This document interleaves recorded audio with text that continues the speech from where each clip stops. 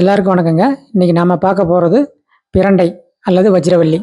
இதை பற்றின முழு வீடியோ தான் இது. இதில் ஏகப்பட்ட மருத்துவ குணங்கள் இருக்குது.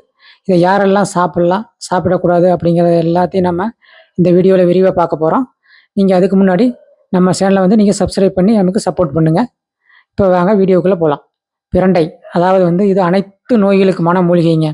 இல்லை எல்லாருமே சாப்பிட்லாம். இது உடைந்த எலும்புகளை கூட ஒட்ட வைக்கும் தன்மை உள்ளது.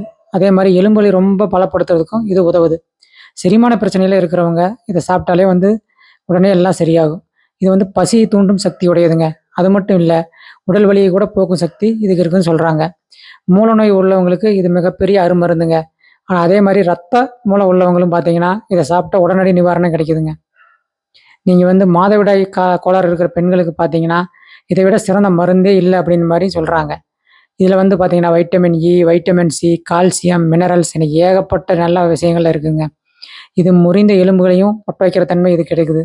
அதே மாதிரி பார்த்தீங்கன்னா முதுகு வலி, கழுத்து வலி இந்த மாதிரி இருக்கிற பிரச்சனை இருக்கிறவங்க என்ன பண்ணலாம்னா இளம் பிரண்டையை எடுத்து காய வச்சு அதை பவுட்ரு பண்ணி நல்லா சுடுதண்ணி லேசாக காய வச்சு 10 போட்டுக்கிட்டிங்கன்னா முதுகு வலி, கழுத்து வலி எல்லாமே சரியாயிருமுங்க. இது இரத்த குழாயில் இருக்கிற படிந்துள்ள கொழுப்புகளை கூட கரைக்கிற தன்மை இதுக்கு இருக்கிறதாகவும் சொல்கிறாங்க. இதை யாரெல்லாம் சாப்பிடக்கூடாது அப்படின்னு பார்த்தீங்கன்னா இது கிட்டத்தட்ட கர்ப்பிணி பெண்கள், பாலூட்டும் தாய்மார்கள், சர்க்கரை நோயாளிகள் இவங்க கண்டிப்பாக மருத்துவர் ஆலோசனைப்படி மட்டுமே சாப்பிடணுங்க. மற்றபடி இது எல்லாமே சாப்பிட்லாம். மிகச்சிறந்த மூலிகை. இதை வளர்க்குறதும் பார்த்தீங்கன்னா ரொம்ப ஈஸி தான். இப்போ நீங்கள் ஒரு டவுன்லேயோ சிட்டிலேயோ இருக்கிறீங்கனாலும் செடி தொட்டிலே நட்டு வச்சிங்கன்னா கூட வாரத்துக்கு ஒரு நாளைக்கு தண்ணி கொடுத்தீங்கன்னா கூட கிட்டத்தட்ட இது நல்லாவே வளர்ந்து வரும்.